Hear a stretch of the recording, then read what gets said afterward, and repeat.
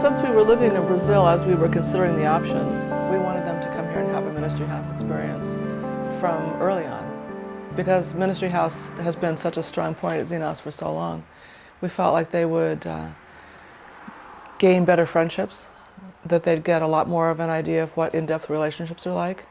We have never seen a church environment where, especially youth, but anybody, is incorporated in a significant way in ministry and in-depth discipleship. And so we really wanted them to come back to Xenos and not just hear about it.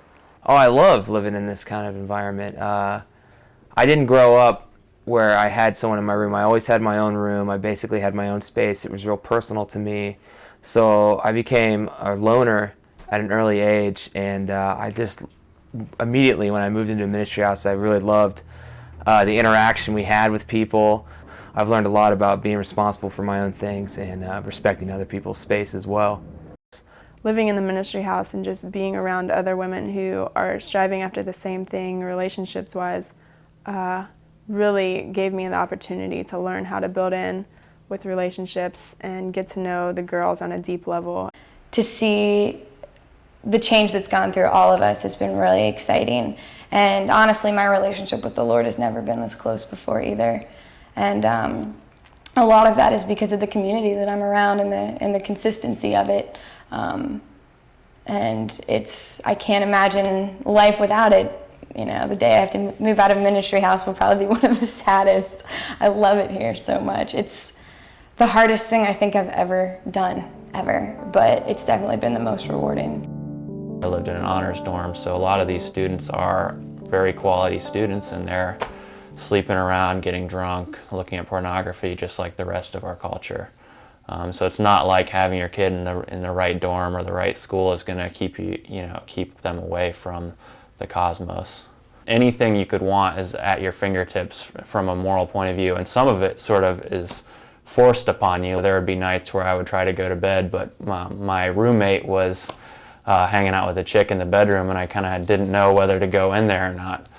Regularly seeing, sort of pseudo or literally pornographic imagery, either on somebody's computer or in a magazine that's laying around, whereas there's a strong commitment in a ministry house that that's not okay, and that we're going to keep each other accountable in that area. I know my roommate had a girl about every week over staying the night while I was in the room, and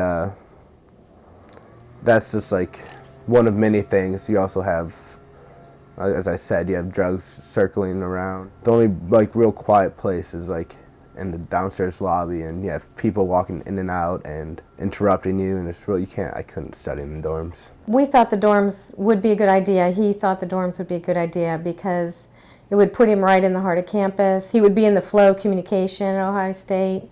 That would be helpful. He'd know what was going on. And he was assigned a roommate. It was pretty rough the first quarter. He didn't really get any sleep. His roommate was very inconsiderate, and I think there was just a lot of pressure. He was taking a hard curriculum. He was getting up, doing early morning classes, and there was a number of people that were not as interested in their grades in the dorm. Josh has done great in school, and he's done an excellent job balancing the ministry and academics. He's was in the College of Engineering with computer sciences and graduated with high marks. Living in a ministry house was not at all difficult as far as my academic experience was concerned. My academic success was partly because of the motivation of being in a ministry house and having the other girls there to study with and stuff.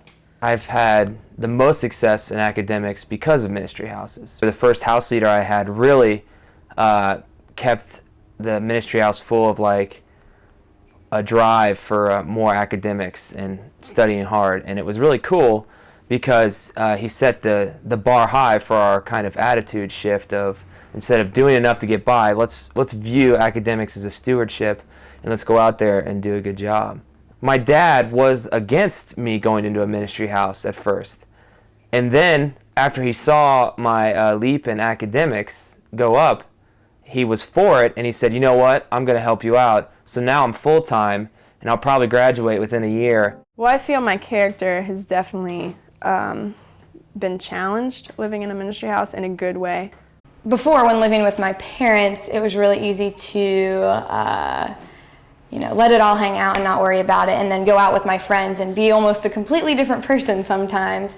Here, that's not so much the case. You can't hide your flaws. You can't go home to mom and dad and just blow up at them. It's going to come out. And these past 2 years, I've seen a lot of things come out of me that I didn't know even existed. And it's been quite a struggle, but man, has it changed me completely. I think probably some of the biggest changes I've seen in our kids as they've come back and adapted here has had to do with just a compassion and a willingness to really be sacrificial.